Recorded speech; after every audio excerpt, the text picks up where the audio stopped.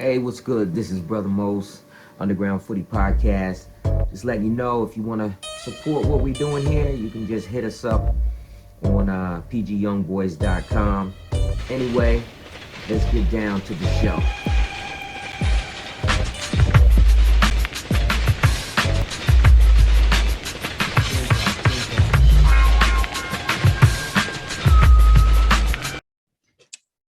All right, ladies and gentlemen, I'm back. It's Most, the Underground Footy Podcast. And today, to start it off, the early bird on this joint, and we're going to try to keep this thing going this time. Episodes are going to be relatively short. So you can, on your way to work or whatever, give us a listen. And today, I'm blessed to have Maggie and Ntim from Trinity 3 Agency. Did I say your name wrong?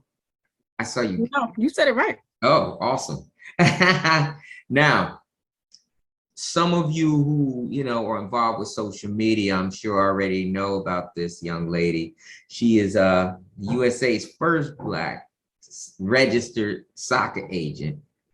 And I don't know if that includes other sports because, I'm kind of heavy on the soccer side, but, dealing with both MLS and NWSL. All right.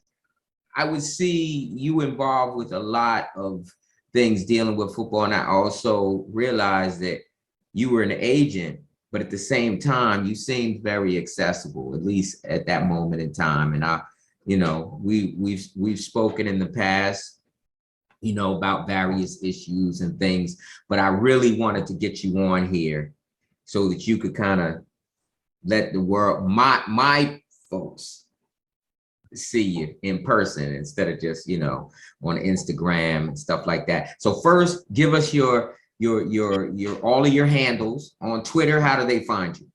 So it's Agent Maggie Ntim. Right. And then on Instagram it's Maggie.Ntim. And it's very easy. Once you type in Maggie, it'll come up. There's not many African American women that go by that name, so right. you won't miss me, basically. Okay. And Ntim is spelled Ntim. For those who maybe haven't seen it written before. So yeah, Maggie and Ntim. All right, you got it good. Thank you so much for the opportunity. I'm super grateful and grateful for the connection that we've made, and just you're one of like my go-tos, right, when it comes to anything DMV related or just youth soccer. And it's just, man, we got so much to cover. I'll say that. All right. Well, I promised them that we wouldn't go super long. So what we may do is we'll make you a reoccurring guest if necessary, which I'm sure it will be necessary, because one of the other things that I'm thinking about doing is maybe we'll go on we go on Twitter and have some of those spaces where other folks can check in. Yeah. And we can get some conversation going maybe on stuff that's happening very currently. You know what I mean? I like that idea a lot. Yeah. So, all right. First question I'm going to ask is, why did you decide to become a sports agent? Ooh, I get this a lot.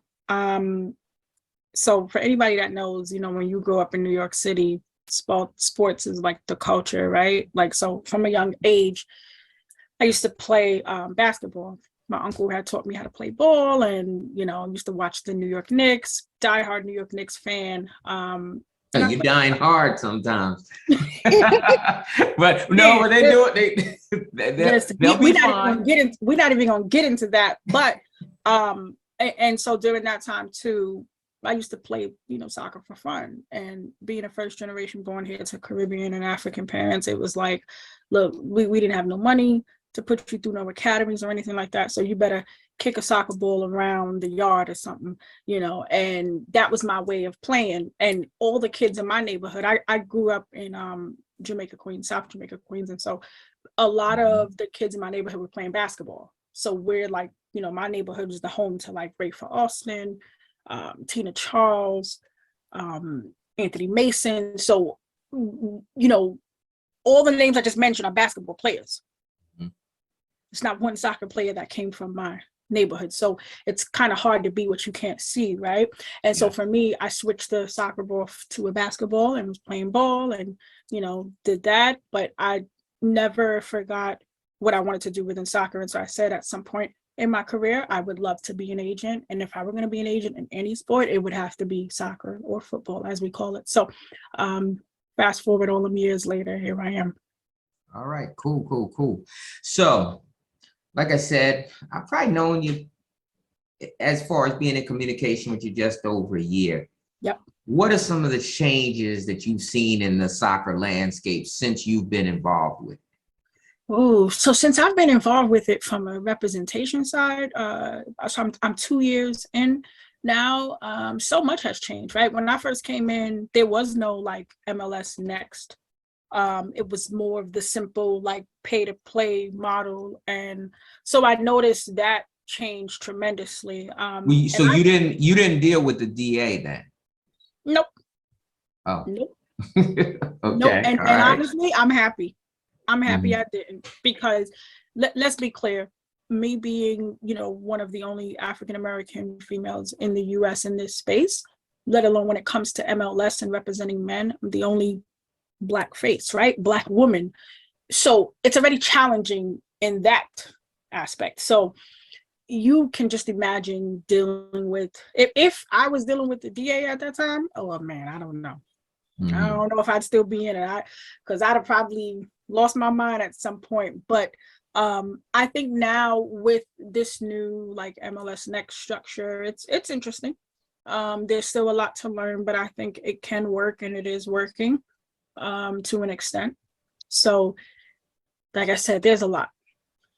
Okay, now quite obviously, MLS Next is, they have the, affiliate clubs and the clubs that are not direct, they don't have a first team, right? Now, you also have the clubs that are outside of that bubble, right? And then you have also the MLS clubs. Now, how is it that these kids because like I get requests and I see it, like when I look at posts by different academies, and kids are going, hey, how can I join and stuff like that. Now, obviously we can't answer that question because, it's got a lot to do with scouting. It seems like the networks are getting bigger.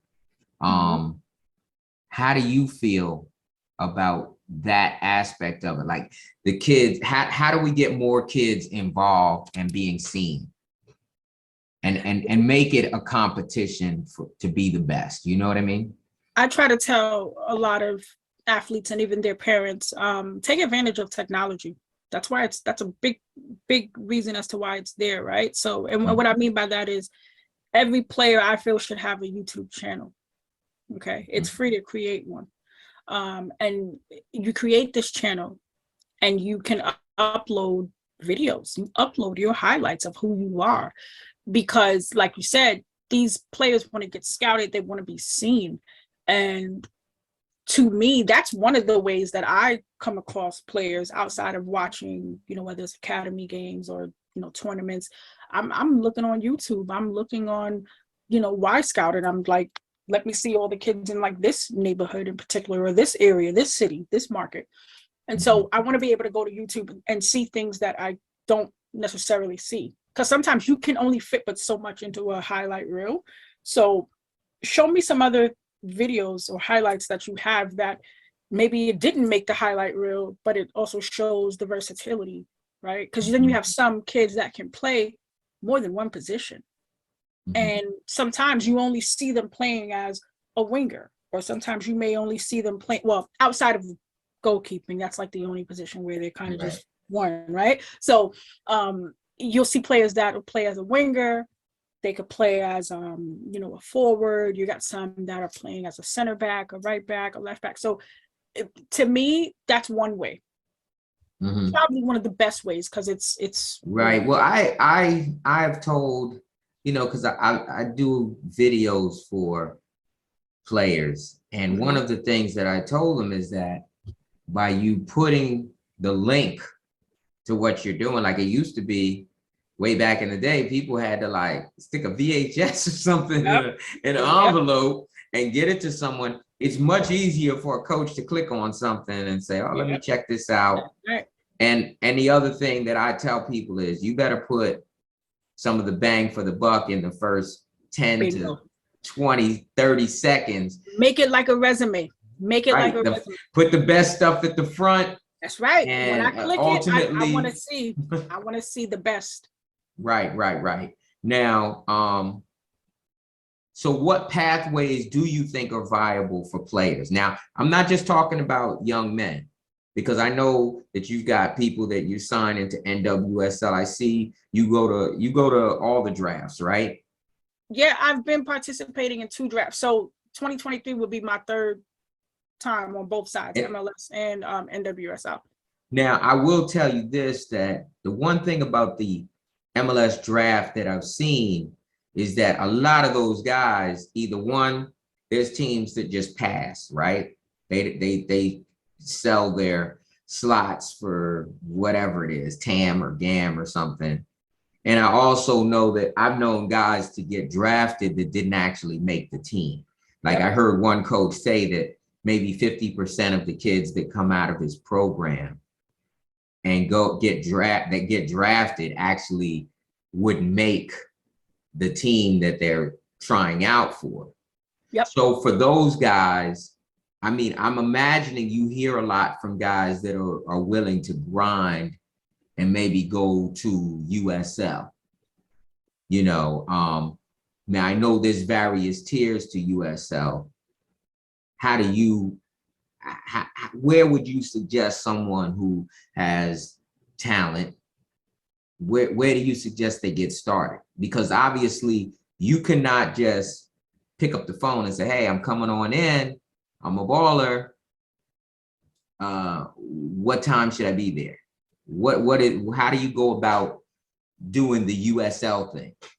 So that's perfect. Glad you brought that up. Great segue right into USL. So when you mentioned about the draft, I'd probably say 70% of those guys end up on a USL team, right? Because even before MLS Next started, a lot of those teams too were a part of USL. And like you said, there's different levels. So you have the championship being the highest, you have USL League 2, and then you have USL League 1. If you ask me, in my opinion, League 1 should probably be under USL Championship, because this is just my honest opinion. I feel like they have there's some clubs within there that are they're way better than a lot of the teams within League 2. I don't even really touch League 2, to be honest with you. It's really between Championship and League 1. And to go back to your original question about players getting in, I mean, look, if the opportunity is there for you to draft, to get drafted to a club, absolutely, right? It's good, you get a little bit of that exposure. But if you do end up on a USL Championship team, now I'm gonna bring it where it's almost similar. I like to look at it as basketball. You have the NBA, then you have the G League. Some players are not NBA ready, but they are G League ready, where they go through the G League, they get that development, and then they move on. And it's kind of the same thing. But I've seen instances where some players, it's not even a bad thing if they're not MLS ready, but they are killing it on the championship level side, that sometimes even that pathway, they go from USL Championship to Europe. And we've been seeing that within the past year. Well, I mean, some of that seems like it's due to the competition between, because USL and MLS seem to have kind of a relationship, but I believe that the MLS Pro thing is causing some friction there. Now, I've seen MLS kids, academy players, that move over to USL for various reasons, you know. So I do see it as a lot of guys are using it as a viable pathway, especially if they want to try to go international. Now, one of the other things is I have, you know, friends whose kids play internationally, And I've seen guys go international. I've seen guys choose not to. And I think that one of the things that people really have to be aware of is everybody's pathway is going to be different, but you could be a very good player that might be able to play in the MLS, and you decide to go grind overseas, and they don't handle things the same way. You know, paying somebody $1 million or $1.5 million does not mean that that dude has to be on the starting 11. It could be you got some value. We may loan you out. And I mean, to them, it may not seem like a ton of cash, right? It may seem that way to the player. So their assumption may be, oh, when I get out here, I'm gonna be killing it. But each country, each league has different things, it seems. And so some of our young guys are kind of like, wait a minute.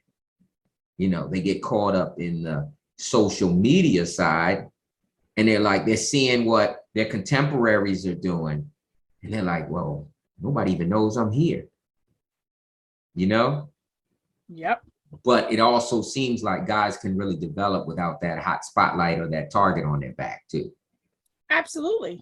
Absolutely. I like the USL Championship. So my first client, Hugh Roberts, has played within the championship level for how many years now, right? And he is probably, to me, just, you know, an overall great athlete, great person on and off the pitch.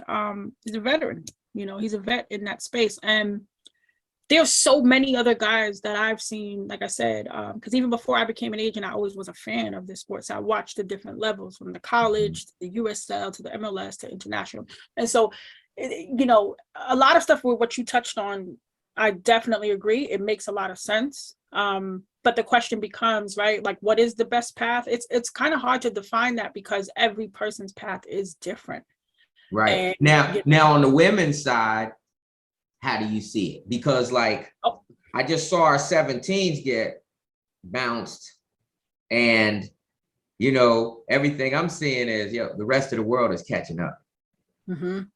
And so now it seems like it used to be like, okay, NWSL, that's the goal. But now a lot of girls are playing, a lot of women are playing overseas. Yep.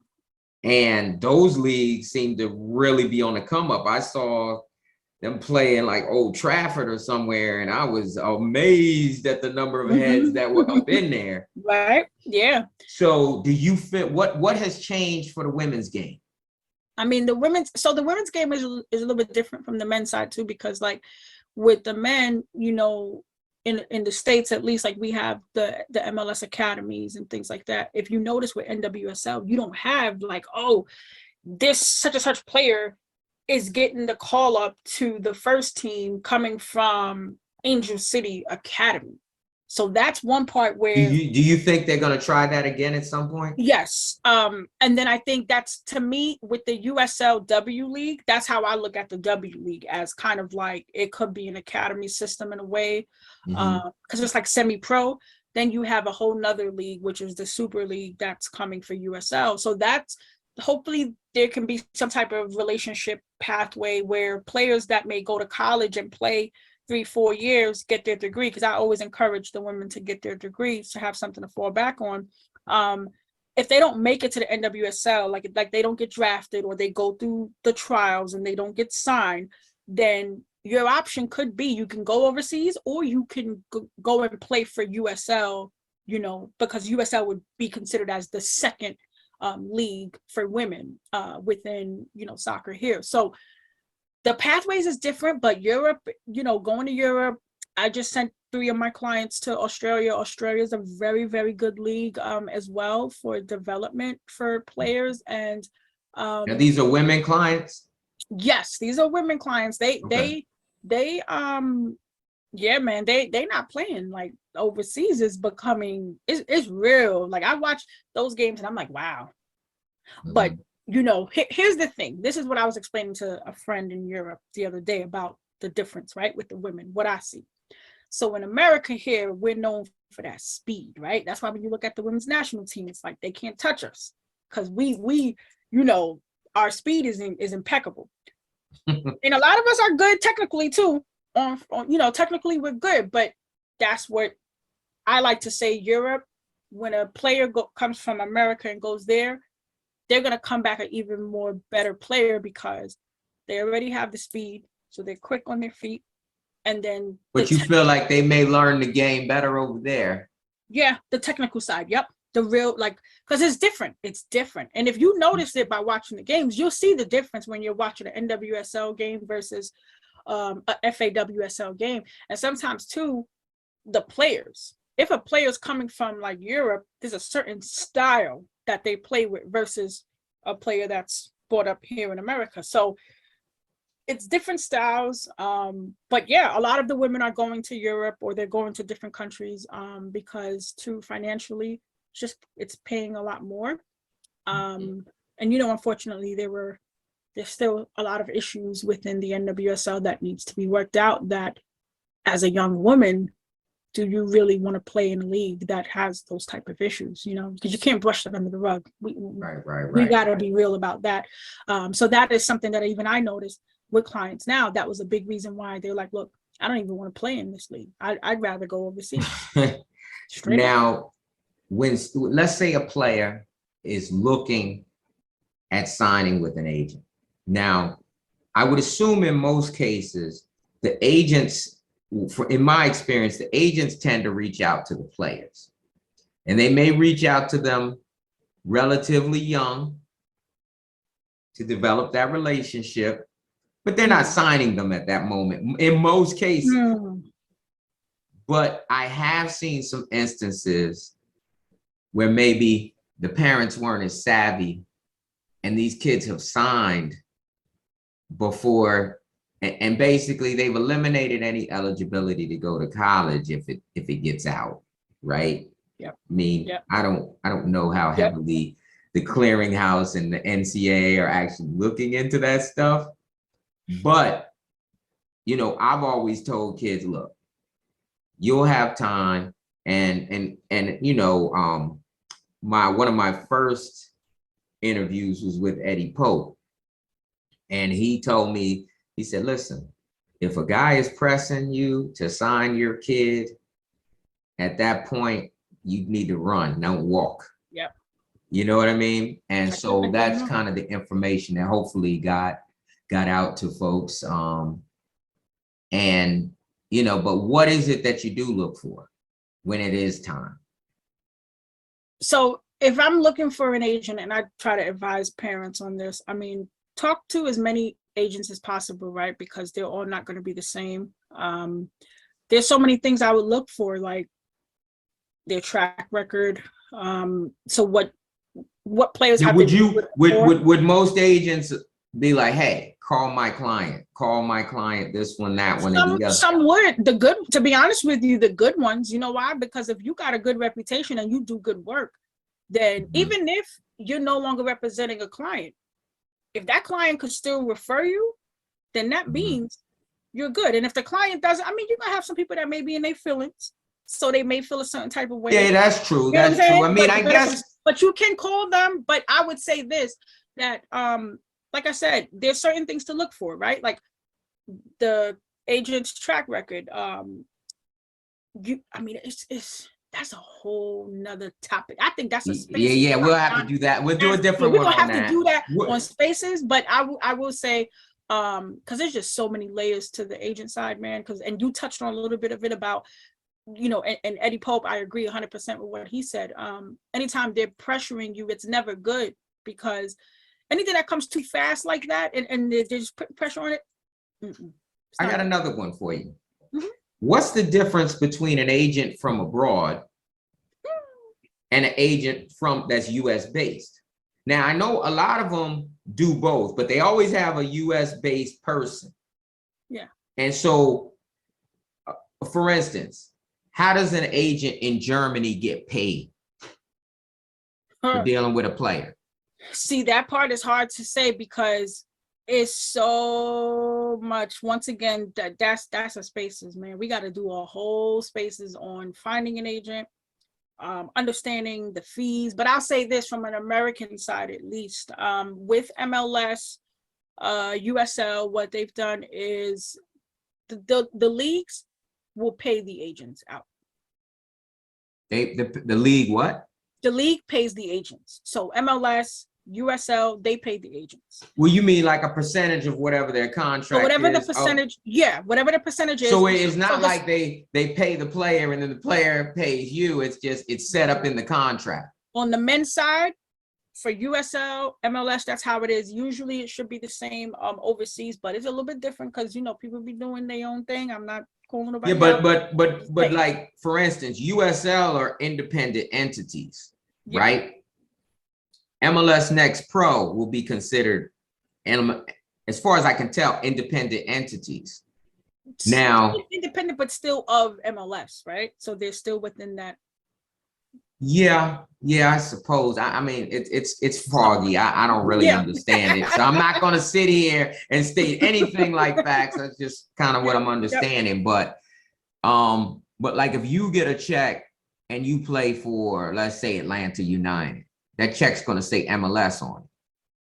Yeah, Major League Soccer. I'm talking about the players. The players are going to receive a check that says MLS. It's not going to say. Yeah, they're going to get their check and they don't have to worry. They shouldn't have to worry about paying me because the league, we already worked that out. Okay.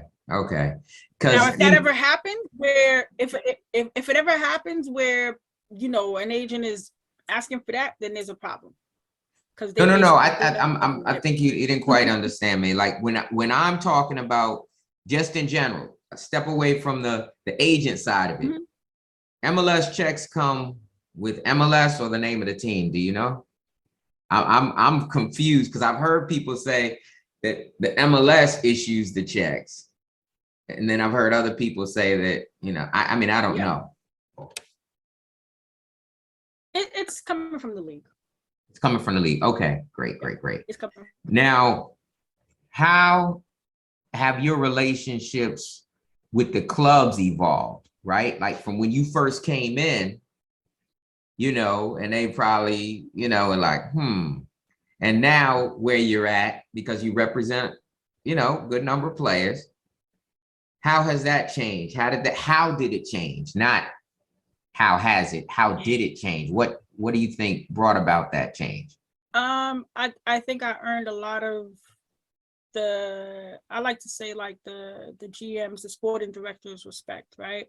So I had a relationship with MLS in terms of the league prior to becoming an agent from my days working in sports marketing and sponsorship marketing. So I've known a few people there, and making that transition to add the representation side made it a lot better, but it was tough in the beginning because I had to kind of email twice to some, be real specific, let them know I am Miss Maggie and Tim, you know what I'm saying? So that you place that emphasis, like, look, this is a female, and yes, I mean business. And then also too, just bringing good talent. I think at some point, a lot of the clubs kind of respected that, and they saw too that I really care for the player. Like I really have the player's best interest at heart. It's not really about a dollar, right? And many people would say, it should be about the money. Yeah, it is, but I've made a lot of money in my career. So it's not about that. It's about making sure this player's well-being is taken care of and the interest is good on both sides. So, you know, kind of earn their respect. And of course, with the draft, you know, being able to work with some players and kind of help them get drafted and things like that. So it took some time, and it's still a process, man. 2 years in, it's still certain clubs. I ain't messing with them. I'm like, listen, because there's gonna be something with this, you know, person. And that's understandable, right? Because I'm the woman. I'm new to this space when there's others that's been here a long time. So I get it. But I will say a lot of them have been just super supportive, to be honest with you. Like when it's close to draft time, they know I'm coming with something. So they're prepared. They're like, all right, Maggie, what's up? What you got for me? You know, so it works out good. And yeah, until you get like that number one player, you know, everybody. Yeah. Well, speaking of that, we're going to touch on this briefly because we can do a whole episode on sponsorships and NIL and stuff like that, right? Which is name, image, likeness. I will say that now colleges deal with that I know that you had done some work prior with like 50 Cent and Coca-Cola and let's see, oh, Kylian Mbappe. And you know, that's one of the things that I think that a lot of the kids don't understand, is that a lot of you're your own brand. Yeah. As a player. And so I want to take this time because like I've had players that have come out of our organization that are doing really good things. And like me and my Footy brothers, the dads, you know, we follow them along, and like every now and then somebody might put something that's like, I don't know if it's out of character or they just didn't think out what it is they said or did.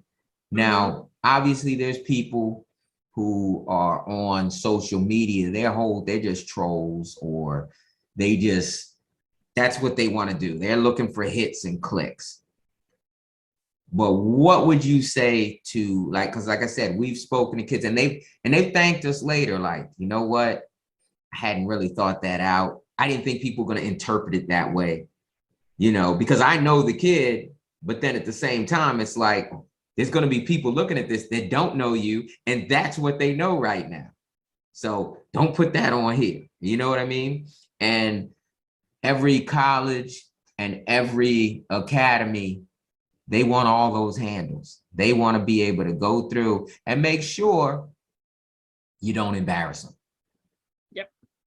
Because we've got folks that are embarrassing themselves and losing a lot of money out here. I've seen, you know, saying some things that they have, you know, that just don't jive with what should be said, you know. And it doesn't matter if you believe that you said it a certain way. You have to look at the way it could be interpreted across the board when you're trying to be a brand. Yep. Perception is everything. And it's reality for a lot of people too.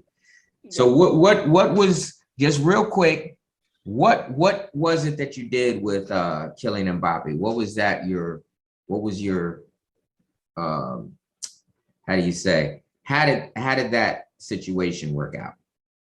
Yeah, so that started from my Coca-Cola days. So before I became an agent and working on the marketing side, and when I was working in their sponsorship group and working with FIFA and working with like the different divisions, so like Coca-Cola France. And at that time, we were gearing up for the World Cup, for 2018 World Cup. And, you know, we did a cool campaign with the France national team, the men's national team. And so that relationship came, but I knew who he was, you know, being someone that watches football. And I was like, man, this kid is like phenomenal. And me, that's the marketing side of me, is like, man, this guy, like, he could be like the LeBron James of football, you know, in Europe, basically, and everywhere, global superstar. So that relationship started there, started kind of building and talking with him and a couple of other players and agents about things that they can do. But of course, it's like I'm speaking a foreign language, like literally. So they were like,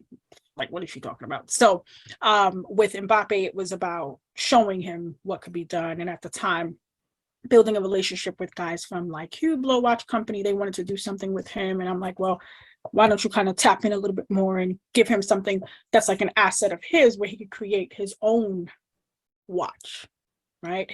So instead of him being like, the regular, oh, here's the Eco Drive and Eli Manning is wearing it, it's more like, here's the Kylian Mbappe. This is Mbappe, like Terminator. So it's, you know, making it something different. And especially when you look at our people, and especially in this sport, like when you look at the other sports, and I came from working in basketball, so I've seen a lot of the NBA guys and have been blessed to work on some of those cool opportunities and marketing opportunities. But I'm just like, you know, in football, like it should be major. So that was like one thing there. And then my vision, overall sight was like, okay, now how do we translate that to the US side? Because we know globally these guys are going to get opportunities, but what about here in the States, like with MLS or even USL? And there's so many talented players, but I'm like, what's going on off the pitch with their marketing? Like some of these guys have, okay, the simple endorsement deal, the Adidas or the Nike, but even then throughout that partnership, what does that really look like? What does that really entail? Is it the typical like, oh, do this? Or, you know, is there an initiative to do something in the community where it's like, it's mandatory, it's part of that contract that you have to create your own day or, you know, do something where you're going back to a community center near your neighborhood, you know? So for me, it's just, I'm a very creative person by nature. So that's why the marketing is like a big deal to me too. And what better way to be able to handle on the field stuff and do off the field. So. Right. Okay. Well, what I would say is this, if someone wants to get in touch with you, I'm gonna give that social media one more time. They can DM, your DMs are open? Yeah, my DMs are open. Okay. Just do something crazy because, you know, I won't respond. I've learned that. Don't respond. If they say something crazy. Yeah, because I don't want nobody to listen, put that what I'll tell them is they can DM me and I might be able to verify that they're legit. Yeah, no, but but they can definitely, yeah, you know, especially the parents. I get a lot of inquiries from parents, and my thing is like, I'm probably one of the most accessible agents in this, especially in this space. Yes. Like literally the most accessible. Anybody that follows me on Twitter, you know, I'm very active and vocal, unapologetically me, you know. We're gonna get that spaces together. I guess I need to put my social media out there in case people don't know. It's PG Young Boys, whether you want Instagram, Twitter, whatever. I will be taking sponsors on now. If anybody wants to do that, DM me. And I'm gonna probably have to hire you to help me find some sponsorships. But we're gonna work it out. We're gonna work it out. Yeah, because you know, it's just for me, this is something we're gonna try to do on a relatively consistent basis. I'm gonna keep it short, like I promised the people, and that way they always want some more. So I want to thank you. It took a long time for us to get this thing going. And you know, I had done podcasts like coming out of COVID and stuff like that, and it was fun, and then life caught up with me. But you know, a lot of people have requested that I get this thing going again, so that's what I'm doing. So no, I love it. Thank you so much. Thank you so much for the platform and for the opportunity. And I'm so glad we got to do this. And we're gonna keep, you know, we're definitely gonna continue. I definitely want to do the spaces for sure. Let's do that. And yeah, just thank you thank you for coming on the inaugural, you know, next episode of the Underground Footy Podcast. And I'll talk to you soon, okay? Thank you so much.